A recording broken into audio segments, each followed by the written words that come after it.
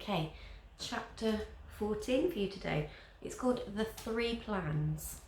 Okay, so in the movies, people who go on a top secret mission always have lots of fun gadgets and maps and ropes, and sometimes even wear a cool hat. When you're 9 and over 3/4 though, and have to go to school every day, rescue missions are a lot harder. Especially when you don't know where the people you want to rescue are, and you have to hide everything you're doing from the person you're going on a mission for. But even though we didn't have any gadgets or ropes or hats, we spent every break time and lunchtime and home time trying to think up new ideas that might help Ahmed find his family quickly.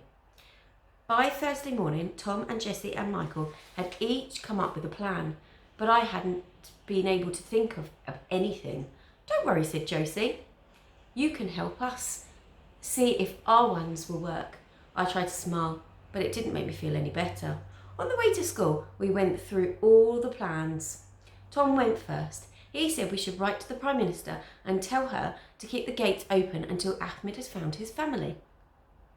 He had even gotten the address of the Prime Minister's house from his dad and written out the letter. This is what the letter looked like.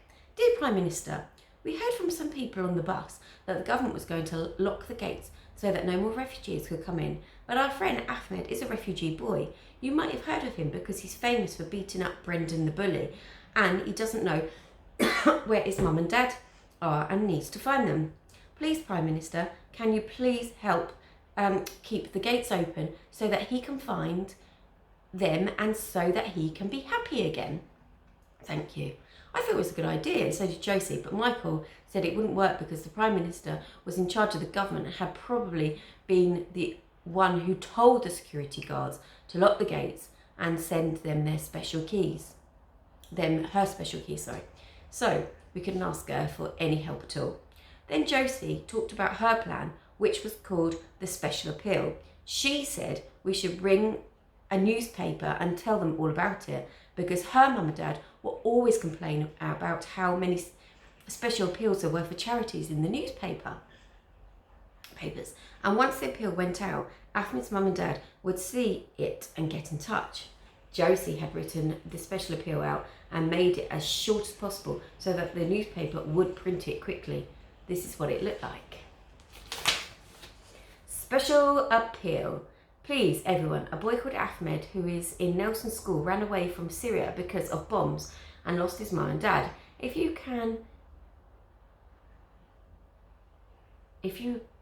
see a man and a woman who looks like this is their son or your Ahmed's mum and dad, please ring Mrs. Khan on the telephone number at our school, which is below. We need to find Ahmed's family before the gates are locked, which is why this appeal is so special." We all liked this special appeal plan, but then Tom said that even if we did put the appeal in the newspaper would only be sold in England, and Ahmed's mum and dad and anyone who wants to be seen, who might have seen them, would never see it. He knew because when he lived in America, he only saw American newspapers, and that's what it must be like in all countries of the world too. Then Michael told us about his plan.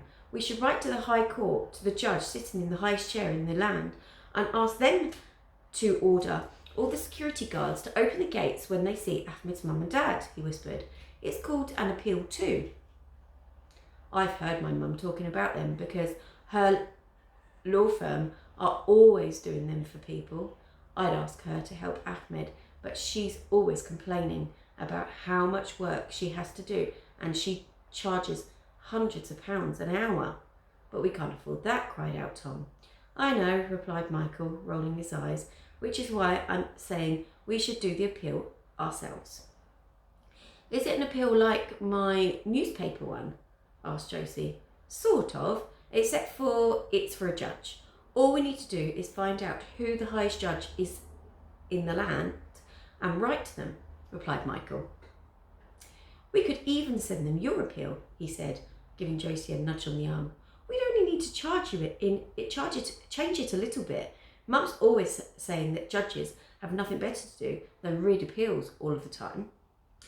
We were all excited about the idea, the most, and as no one could think of anything that might be wrong with it, we decided to go to the school library at home time and find out the name of the highest judge in the land.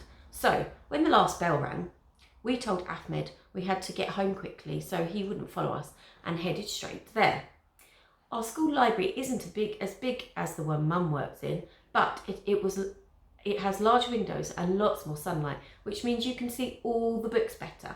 Mrs. Finicky is our librarian. She always wears bright coloured clothes and bright red lipstick, and you don't even have to look for her because she's always standing next to the library counter.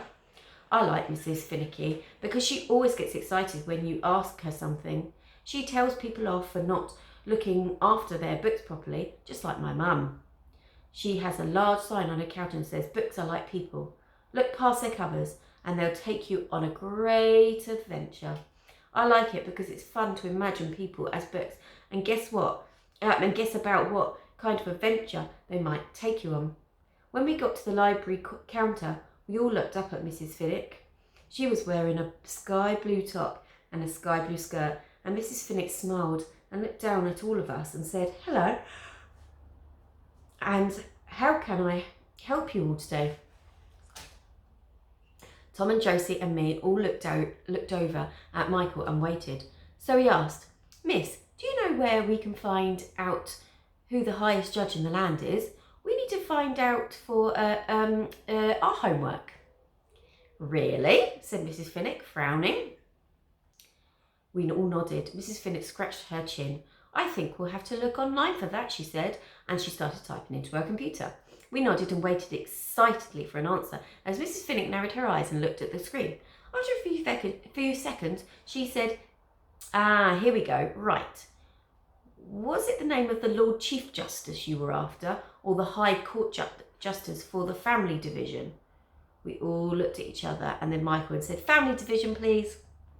Mrs. Finnick wrote the name out on a piece of paper. When she gave it to Michael, we all looked over her shoulder and read, "HC Family Division, Dame Leslie Williamson." "Anything else?" asked Mrs. Finnick. Josie said, "Does it have her address there, miss?" Mrs. Finnick frowned again. "Her address?" she asked. "You have to send her a letter as part of your school project." We all nodded. That's it. So that it gets to her by tomorrow," I added.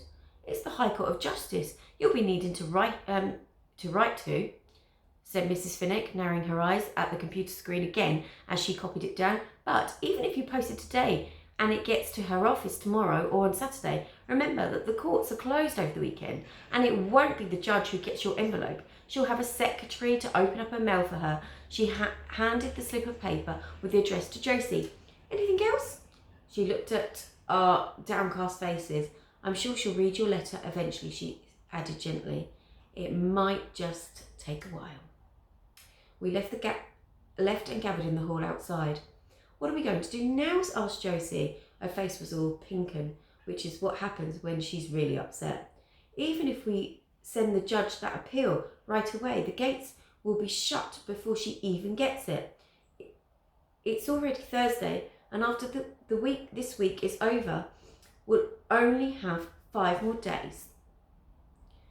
We all looked at Michael. He shrugged and looked at the floor.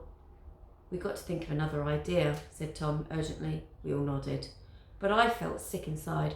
I was scared that Ahmed's family wouldn't be found in time. We were all silent on the bus ride home that afternoon. Everyone was thinking hard, but I couldn't tell from all of their faces that no one had come up with another plan.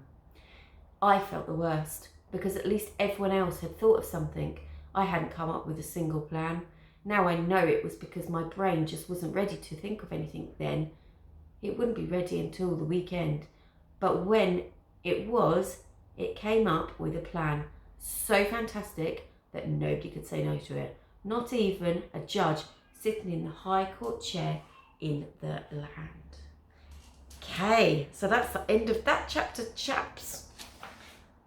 Next time we're on to chapter 16. We're over halfway. Oh, hope we get it finished before the end of term. Right, I will read you the next chapter tomorrow. Right, enjoy the rest of your day. Bye-bye.